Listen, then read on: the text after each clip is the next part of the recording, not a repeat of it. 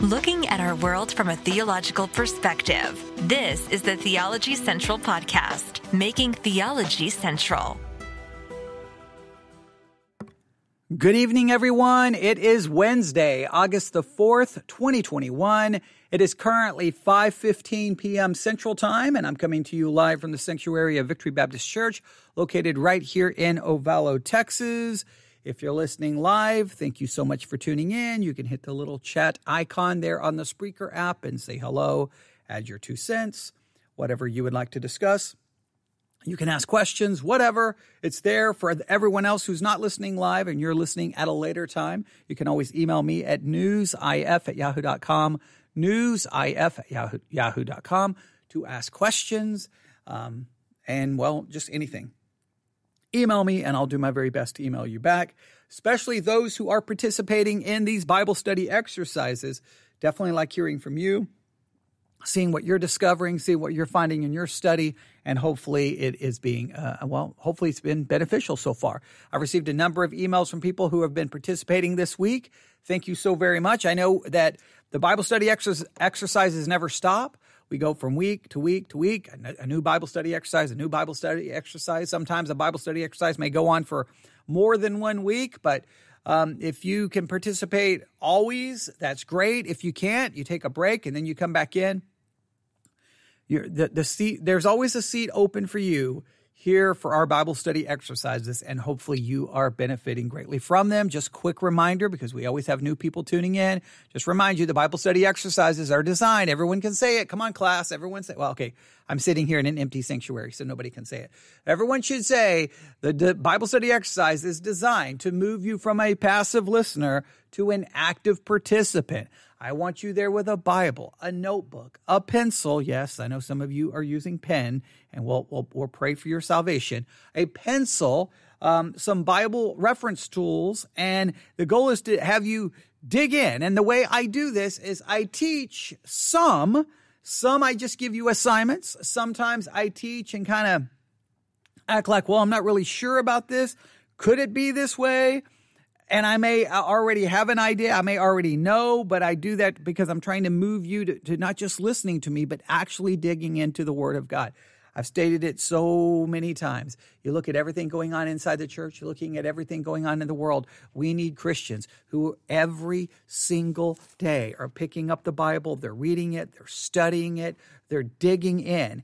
And the Bible study exercise podcast episodes are designed to bring, hopefully, I'm trying to form a group of people who are committed to just studying the Bible on a regular and consistent basis and have that ability to then communicate, talk about what they're learning, and that exhortation, encouragement, and that we keep going and we just keep studying as much as we can. Because before we know it, your life's going to come to an end. My life's going to come to an end. So we've got to make use of the time we have now to grow in our understanding of Christ, to obtain the wisdom that is found in God's Word, and then hopefully sharing that with anyone and everyone that we can. So we try to do a lot of things here, and hopefully it's been working. Now, right now we have a special situation here. We have kind of an opportunity, and that opportunity is right now for the Bible study exercises. We're also providing curriculum. The curriculum cost us money, but we're making it free to as many people as we can, as long as we can afford it. Now, one of the listeners paid so that we can do it. We can carry this out for a little bit longer, and we're just gonna see how it goes. So far, the response has been pretty positive, and I'm hoping that continues. So here's what: if you want to be a part of kind of the Bible study exercise group that's using the curriculum, it's very simple. Go to theologycentral.net, go to the blog section. You're going to see a blog article there, something called Discipleship Guide. Click on the article. There's a link. It's going to take you to the ministry grid. You're going to have to log in. You have to register. That information does not go to us. That does not come to us. That's for using that site. You log in, and then you're going to see all of this curriculum available. You'll want to, once you log in, you'll want to go back to, in fact, let me go in right now so that I can just explain it one more time, because I want to make sure everyone is good to go. Once you log in, let me back up one more time here. You're going to look for the one called Faithful in All Things is what you're going to look for. Faithful in All Things. Here we go. When you log in, I think the first thing that's going to show up is going to be Serve Through Prayer, August the 8th. But you just, yes, that because that's this week's session. But we're starting back, so just scroll back, and you're going to find one dated July the 11th, Faithful in All Things. You click on that. You're going to have the following documents available to you. Sorry, I was pulling away from the mic. The Adult Personal Study Guide, the Adult Leader Guide, Daily Discipleship Guide for the Student, Daily Discipleship Guide Leader. All of that is available to you. You use whatever you want, check whatever you want, use it all, and you're supplementing what we're doing here with that curriculum. The curriculum is not the beginning and the end. It's just to supplement what we're doing here. Sometimes I'm making direct references to it. Sometimes I will have you look for things in it. But it's there, and you can use that however you want, whatever you want to do with it.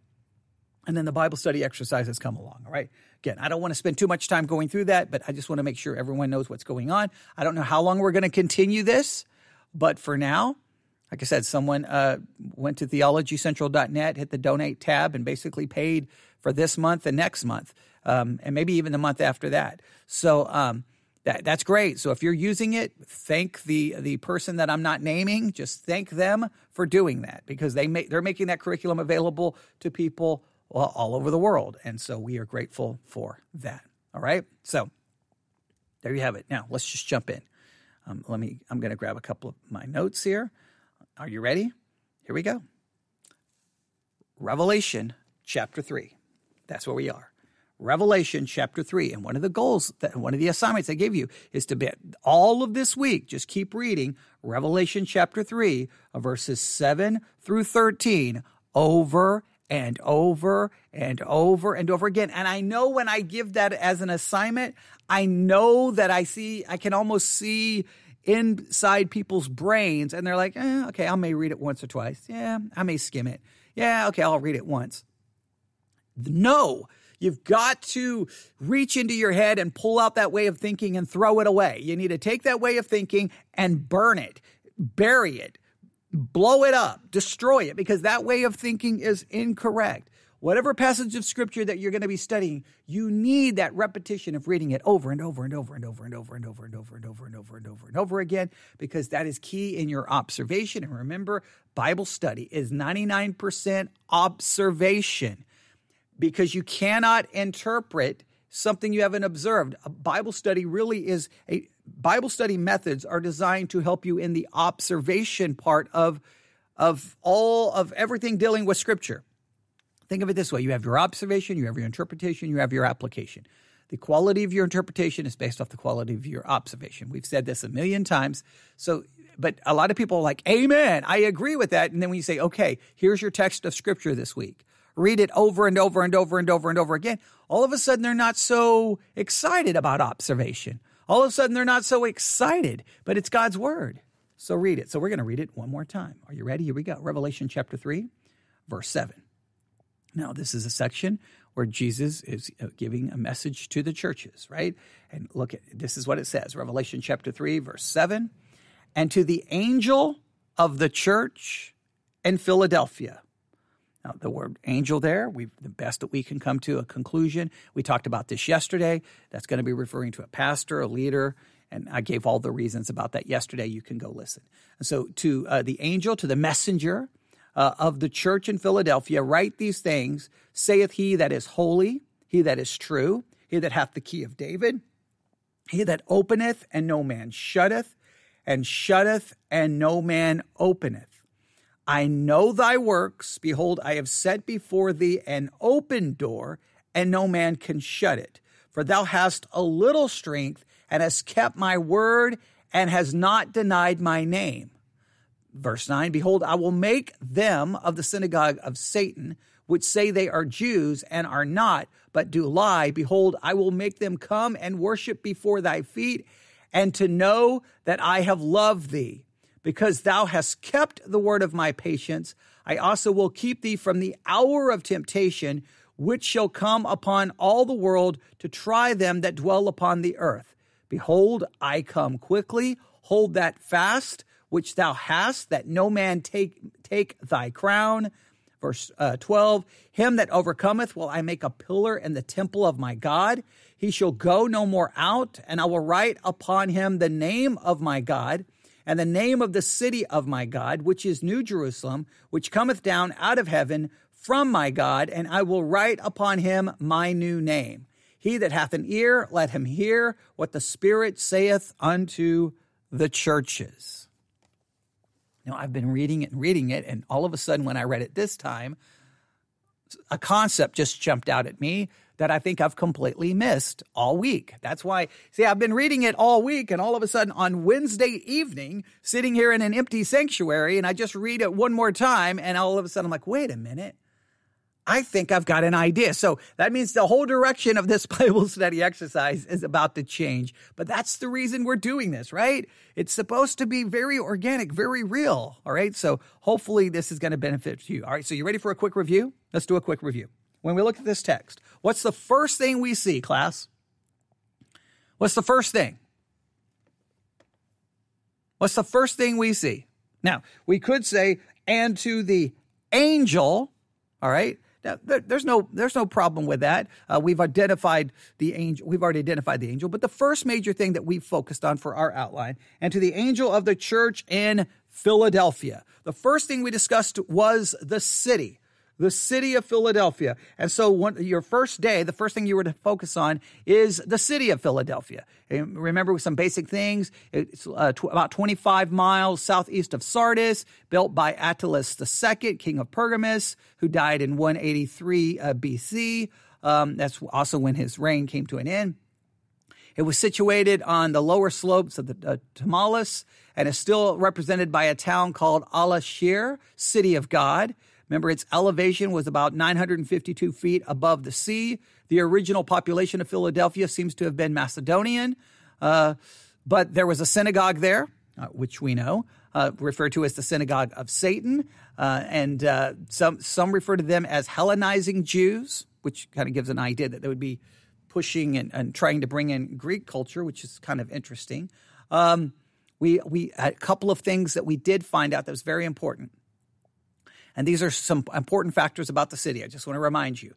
There were constant earthquakes there. Constant earthquakes in the city, and so that the city walls were not very safe, and therefore the city was constantly having to be repaired, and they were very costly.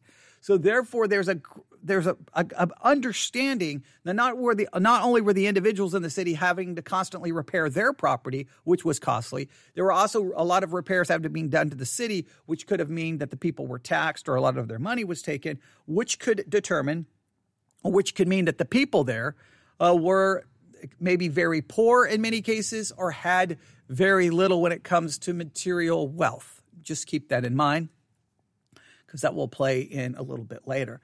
It was the younger of the seven cities that are listed in Revelation 2-3, but it was a place of rich soil and vineyards. And this may explain why they worship Dionysus, the Greek god of wine. So there's a little bit about the city. All right. Now, why do you want to learn about the city?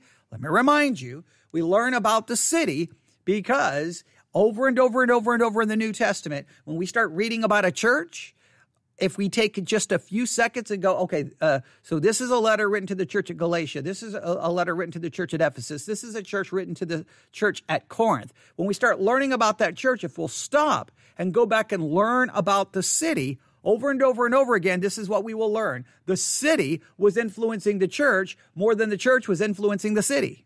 So when you start discovering the problems in the church, you typically realize that those problems, in many cases, are very similar to the things going on within the city. And it's true of your church and my church. Our churches are greatly influenced by the location in which they are found.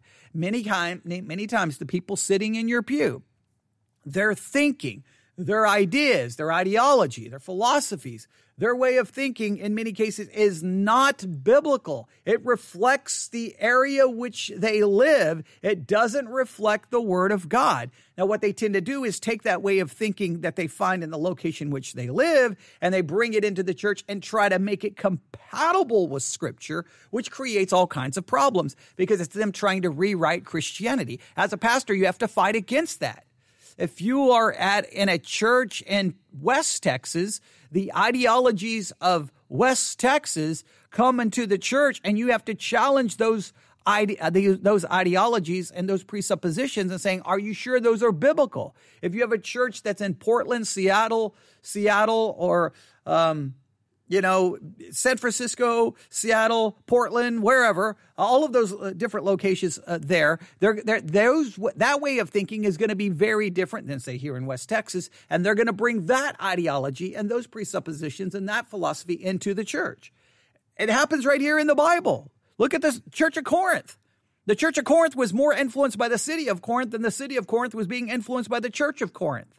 That's why we study the cities. Now, I know that's review, but I've got to stress that over and over and over. Now, we go from the city, right, and to the angel of the church in Philadelphia, and then we go to the messenger. Now, I know the word church is used before that, but this is the way we're outlining it. So, number one, we have the city. Number two, we have the messenger, because unto the angel of the church in Philadelphia write, these things saith he. So the person is going to say these things. He's going to identify himself. And we know this is to be Jesus. If you go back and read the end of Revelation 1, going into chapter 2, this is Jesus speaking, right? And Jesus identifies himself in the following ways. Are you ready? He identifies himself as being holy. Look at verse 7. These things saith he that is holy, he that is true. And number 3, he that hath the key of David. And number 4, he that openeth and no man shutteth, and shutteth and no man openeth. Jesus is identified here as being holy, being true, having the key of David, and open and shut, and no one can go against it. No one can change it. No one can stop it. Now, that is a very powerful description, and I told you to do some cross-referencing work on holy, true, and house, and has the key of David. Let me just remind you a little bit about the key of David. I'm just going to briefly do this. If you go back to Isaiah 22:22, you'll notice that Isaiah prophecy about Eliakim. Eliakim had been put into place as the palace secretary.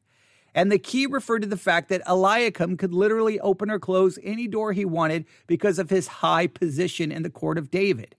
When we read this in the light of Christ, we see that Jesus, who is the root and offspring of David, has the absolute authority. He alone has the authority. Now, I'm not going to read anything else here because this is going to lead to one of the questions that I'm going to have you work on this evening, all right? Jesus has this key of David. And what can he do with this key of David? He can open and no man can shut, and he can shut and no man can open. He has complete and total authority. He identifies himself. He wants the church at Philadelphia to know that the one that's giving them this message is holy, true, and has the key of David and can open and shut, and nobody can change it. Now, here is my question I have to you. All right, here we go. Here's my question for you, or my question to you, my question for you. When it says that he can open and he can shut, do you think that this is supposed to get the reader to immediately think of specific things he can open and specific things he can shut? Or is this just supposed to tell the reader that, oh, this just demonstrates authority? It's not really to be specific. He can open something specific. He can close something specific. Is it just supposed to be a general, okay, we remember Eliakim. We remember what happened in Isaiah. We know what the key of David is. So it gives authority, it gives power, gives the ability to open and close, but it's not trying to be specific. It's not saying like, hey, the one writing to you, church in Philadelphia, he can open certain things and nobody can close it, and he can close things and no one can close. Is it supposed to be something specific, or it's general? What do you think the opening and closing refers to anything specific? If you believe it does, what cross-reference would you use to prove your assertion that it's referring to him opening and closing something specific? Now, I want you to look at the curriculum today and see what they have to say. I'm going to make some references to it because they have a specific, they think it refers to something specific, and I'm going to give you a reference to that. But then we're going to go through the text and see if the language used in the rest of the text, when we move on into it, does it carry maybe the idea of opening and closing? We'll see if this makes sense here in a minute. So let's go with the idea opening and closing. What could it refer to here? Well, according to the curriculum, we read something like this, all right? So Christ has the key of David, right? He alone has the authority to let people into the heavenly city and before his throne. Not only does Christ have the authority to open the door, he is the door. Now, obviously, he would also have the ability to close the door. So is it referring to the city of David? Is it referring to the heavenly Jerusalem? Does opening and shutting here is he's telling the church, hey, church there in the city of Philadelphia, the one writing to you, he has the key to open the door to heavenly Jerusalem or close the door to heavenly Jerusalem, the city of David. Right? Is that the idea here? Another source, it may be from the curriculum, says this: the salvation he made possible is the only way into the presence of God. The door was open before the believers in Philadelphia, and no one could close it. The door of salvation, the door that gained them entrance into eternity and into the presence of God. It was wide open. It was not open to the church because of any great ability or strength they had. In fact, Jesus noted the church had little power. Power was not the issue. Faith and trust were, and that's what the church in Philadelphia had. So is it in reference to Jerusalem, the heavenly Jerusalem? Is it a reference simply to salvation? Hey, the church of Philadelphia, the one sending you this message, he has the key. I have the key of David. I can open and close salvation. I can open and close to the city of David, which would be synonymous, another way of saying salvation. So is this just a reference to salvation? Or is it something else? Now, what's interesting, let me see here. I'm looking. Yeah, that's not helpful at all. All right. And let's see, I'm going to look at Revelation 1:5. Yeah, that's not helpful either. I was looking at my Bible, some of the cross-references it provides, and those cross-references they're useless. They don't provide anything. Now, let me look here. Just because I just noticed no, never mind. I thought it was a commentary of Revelation, but it's Romans. So that makes sense since we've been in Romans for 5 years. So what do you think the opening and shutting refers to? Now, I want you to look at the curriculum, and then you can look at, 4 or 5 commentaries and see what you can find. All right, I'm curious to see if you find different ways of thinking. But I want to just consider something, all right? Clearly, I think, and you can argue with me if you want. I mean, remember, not even argue, because remember, I try to do this in a way to spark the conversation. I'm going to throw out an idea, a theory. I'm going to throw out an idea of a theory, and then, of course, it's your job to try to figure out what you agree or disagree with, right? Because sometimes I have a definitive opinion, and then I try to be very careful not to say this. So I want you to think about this.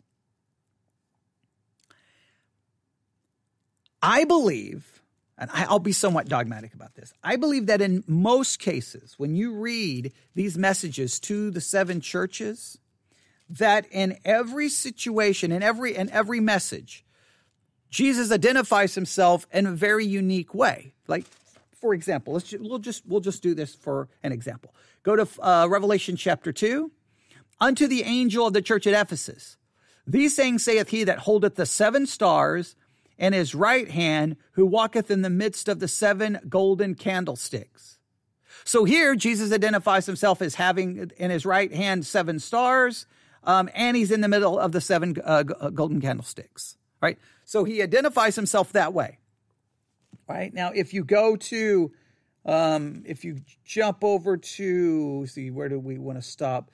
If we go to verse 8, unto the angel of the church in Smyrna, write, these things saith the first and the last, which was dead and is alive.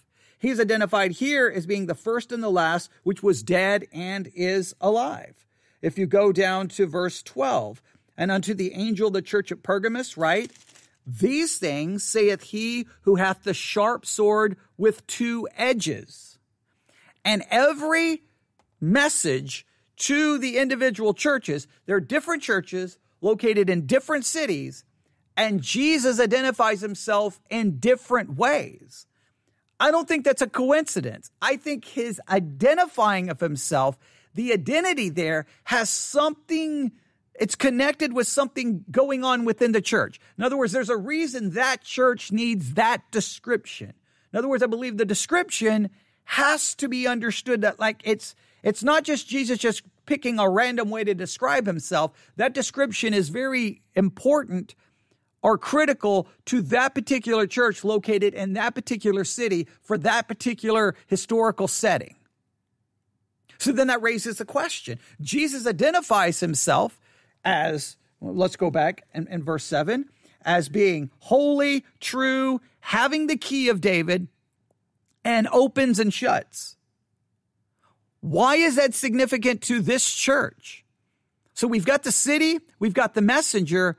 Now, why? Why is this important? Well, let's look a little bit here about, I know the next thing we could do is start looking at the church, but let's just look at the text and see if this opening and shutting thing, if we can see it maybe showing up anywhere in this, all right?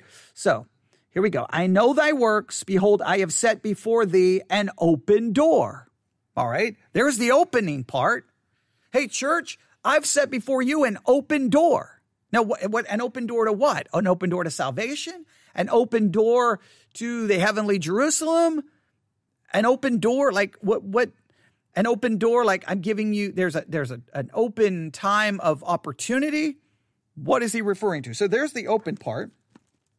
And he reminds them, no man can shut it. For thou hast a little strength and hast kept my word and hast not denied my name. All right. So he's telling the church, guys, you have little strength. Maybe they have no money because of all of the costly repairs going on there. Maybe they're small in number, but he's saying you may be weak. You may not have any strength, but I've opened a door and all the people around you that may have power, may have money, they can't shut it. They can't stop it. I've opened the door. And opened the door to what? Again, is that salvation? Is that opportunity? But I think it's interesting. There's the opening part, right? So remember, he has the key. He can open and close. And immediately he talks about opening a door and nobody can close it. All right. So now we're getting the opening. Does the idea carry on? Verse 9, behold, I will make them of the synagogue of Satan, which say there are Jews and are not, but do lie. Behold, I will make them come and worship before thy feet and to know that I have loved thee. Now, it's almost like I've opened the door for you and that synagogue of Satan that's probably causing you all kinds of problems. In a sense, I'm going to close the door on them. I'm going to bring them to you and they're going to bow. In fact, literally, the text says they're going to come and worship before your feet. They're going to come and bow before your feet. That's closing the door. I think there's the closing aspect. Hey, I'm going to open a door for you, but the synagogue of Satan, I'm going to be closing. Does that kind of carry the opening closing idea? Or do you think I'm reading too much? I'm putting the thesis there before you. All right. Now look at what happens. Because thou hast kept the word of my patience, I also will keep thee from the hour of temptation, which shall come upon all the world to try them that dwell upon the earth. Now here, and again, I don't want to push it too far, but he's going to, I'm going to protect you from this hour of temptation that is going to come upon the world. So in other words, I'm going to close the door to this temptation getting to you. I'm going to open the door for you, close the door in a sense, but then in a sense, I'm going to close you off from this temptation getting to you. Opening and closing, letting in, letting out.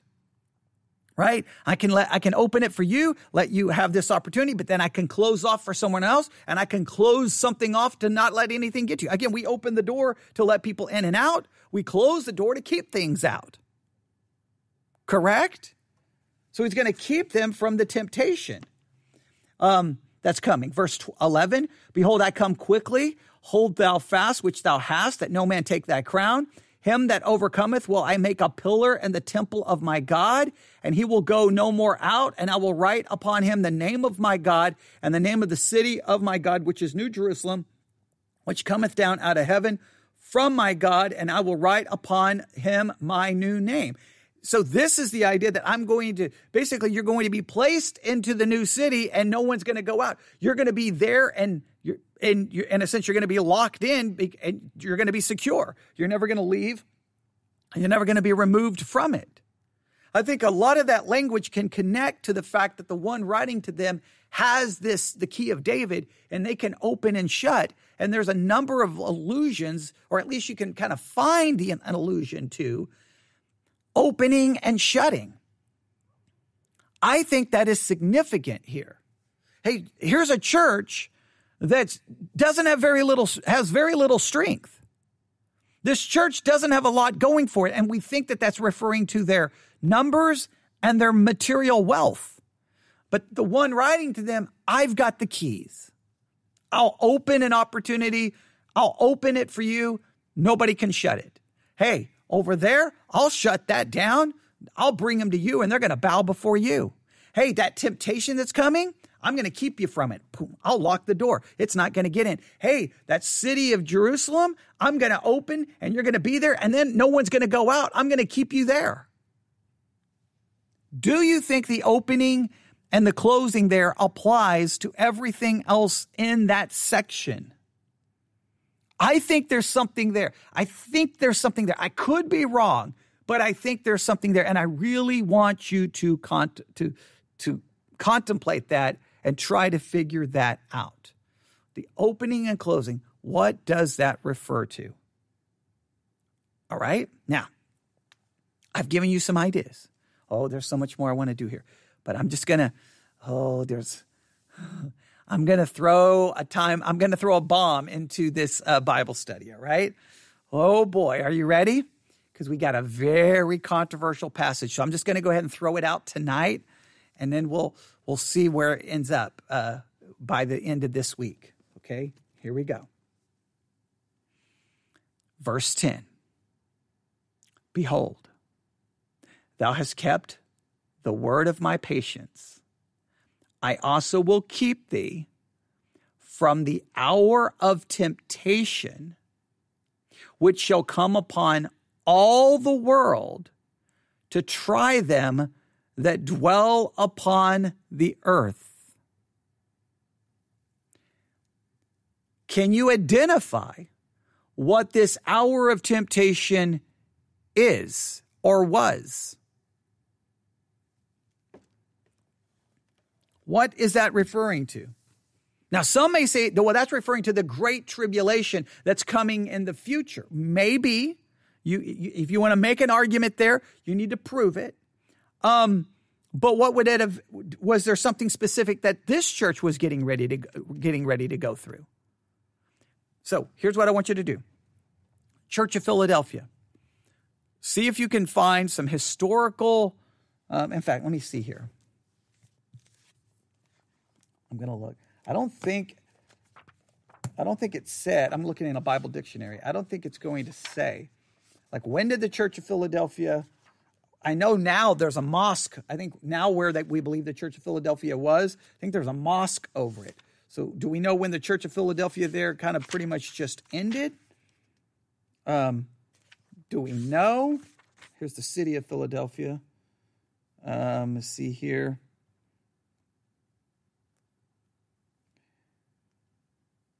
Yeah, it's not, Doesn't say anything. I'm trying to see if it said anything about the end of the church. Yeah, it doesn't. I was seeing if I thought that would be possibly a clue I could give you, but there's nothing there. So identify this hour of temptation. That's what I want you to do. Let's go through the assignments. I just want you to consider open and close, this opening and closing. What do you think that's referencing? And do you think the opening and closing idea basically is referenced throughout this section dealing with the Church of Philadelphia? Do you think I'm on to something there? Right? I think there's something there. And so therefore we can understand the opening and closing can reference a number of things. Hey, I'm opening an opportunity for the church, whatever that is. That church right now, you have an open door. You can minister. You can do whatever. The synagogue of Satan, I'm going to close that at some point, and I'm going to bring them to you, and they're going to bow before you. Right? Hey, temptation is coming. I'm going to keep it from you. I'm going to lock you in. Hey, the city of Jerusalem, I'm going to open, let you in there, and then you're never going to go out. I'm going to keep you there. You're going to be protected. I think that all deals with opening and closing. I do. But then there's this temptation thing that we have to figure out. What is this hour of temptation that is coming, that's going to come upon them? What do you think it is? Now, if you have, let me look here.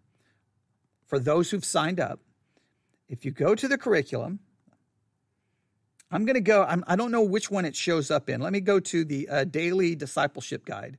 Let me go to the Daily Discipleship Guide. One of them has like a little section on this subject. Let me see if this one does. See here. No, it's not in the Daily Discipleship Guide. Go to the Adult Personal Study Guide. If you go to that one, and I know the people not using the curriculum, just stay with me. It will.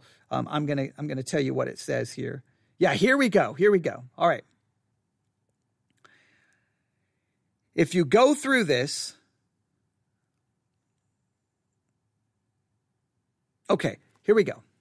As a result of their faithfulness, Jesus promised them the protection only he could bring. I will also keep thee from the hour of temptation, which shall come upon all the world, to try them that dwell upon the earth. While many scholars see this as a reference to a time of great tribulation, they debate the meaning of keep thee from. Many believe this means Christ will remove his followers from the time of tribulation, and others believe this means God will protect his children from experiencing the wrath that comes during the time of tribulation. The main thing is that Christ promises protection for those who endure. So there's an argument not only what is this hour of temptation? I need you to figure that out. What does it mean that he's going to keep them from it? By removing them? Or that all of the hour of temptation that comes upon the world is going to be all around them, but they're not going to be touched by it in any way, shape, or form? Well, does that really work? Does that make sense? Now listen here. This is they have a little kind of a special section here called Digging Deeper in the Adult Personal Study Guide. All right, so I want you to turn here and find it. You'll see it. If you can't find it, let me know, because I can send you a picture of this if I need to. They take this from a commentary on the book of Revelation. All right, here we go. This is how it reads: Digging Deeper, the Great Tribulation. Christians are told in the Bible to anticipate tribulation in the world. In the world you shall have tribulation. John 16:33. All right, I don't think it's referring to just the general tribulation everyone's going to face, because clearly, if it's just referring to the normal tribulation everyone faces, this says we're going to keep us from it. Well, all Christians, we endure that tribulation that we all encounter every single day. So I don't believe that's what that's referencing. The words of Jesus in Matthew 24:21 through 22 speak of a tribulation in the last days that will surpass any that the world has ever experienced, and promises that there will never be another like it. Now, again, when you look at Matthew 24:21 through 22, you got to remember a couple of things. You got to remember the context there. First and foremost, the immediate context is dealing with 70 AD.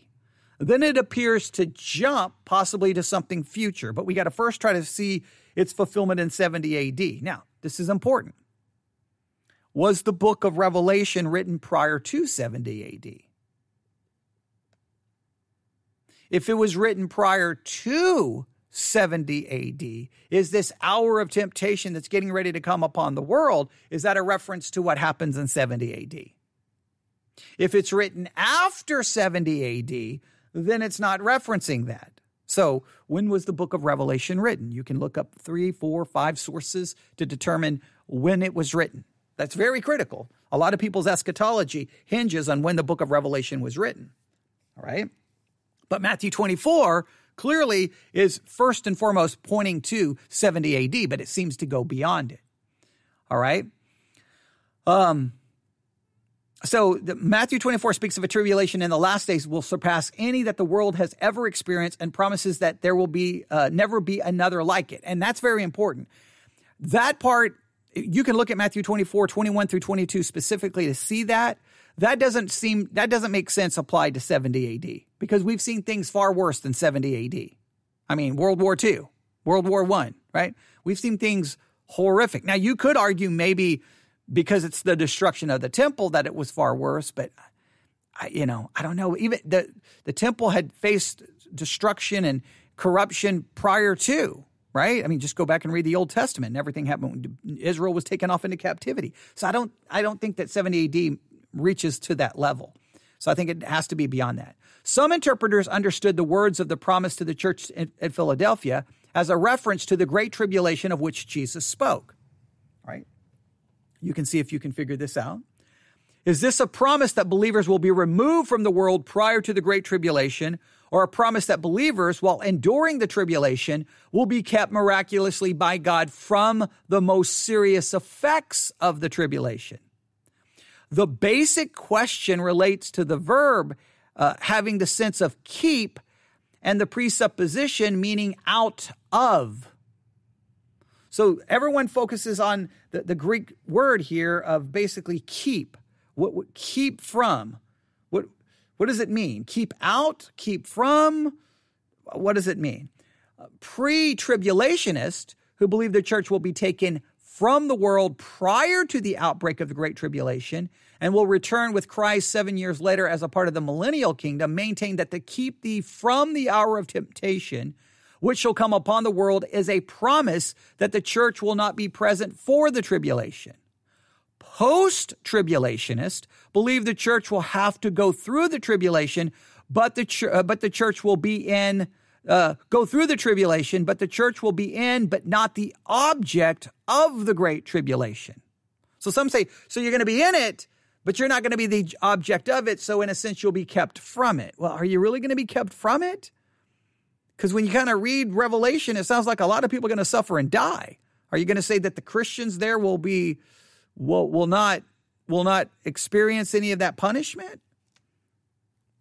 I don't know. Commentators supporting the theory that the church remains in the world for the tribulation have sought to argue on the basis of the grammar that nothing is said here about taking the church out of the world. All that is said is that Christians will be kept from the hour of trial. So we've got to identify what is this hour of temptation. They call it an hour of temptation. What is it? Can you find any cross-references that identify it? Once you identify it, then you can tell me what you think the keep, as it's used here, keep thee from. Keep thee from. What do you think it's referring to? Keep you from, like by taking you out? Or first we got to identify what the hour of temptation is. And then we got to figure out to keep thee from, do you believe that means they're going to be taken completely out, completely removed from it, or that they're going to go through it and be kept in it? And if they're going to kept in it, then they have to really, now if you're going to say they're going to be kept in it, they're going to be in it, but they're going to be kept from it. So think of it this way. When I say kept from it, this view would be you're going to be in it, but you're going to be kept from it. Well, if you're going to be in it and kept from it, that means you're not going to be touched by it. Or that's not very much of a promise. Hey, when that hour of temptation comes upon the world, hey, just know you're going to be there and you're going to suffer some, but ultimately you're going to be kept from. That's not a very good promise. Kept from it means I'm in it, but nothing of it's touching me. Nothing at all. Nothing. Nothing can touch me. You're going to have then an eschatology that can have you right there in the middle of all of it, but you're not being touched by it. Now, keeping you from it by taking you out, that would make sense. Then you're completely kept from it. So we got to identify that hour of temptation. So here is your assignment. Very simple tonight. And I've done some of the work for you. Open and close. What in the world? Open and close. What do you think that refers to salvation? Do you think that refers to the heavenly city of Jerusalem? Do you think it refers to, that open and closing can refer to a number of things, and that it's found in the rest of the text of what Jesus is doing there. He's opening the door for them. He's going to close, in a sense, the door for the synagogue of Satan. He's going to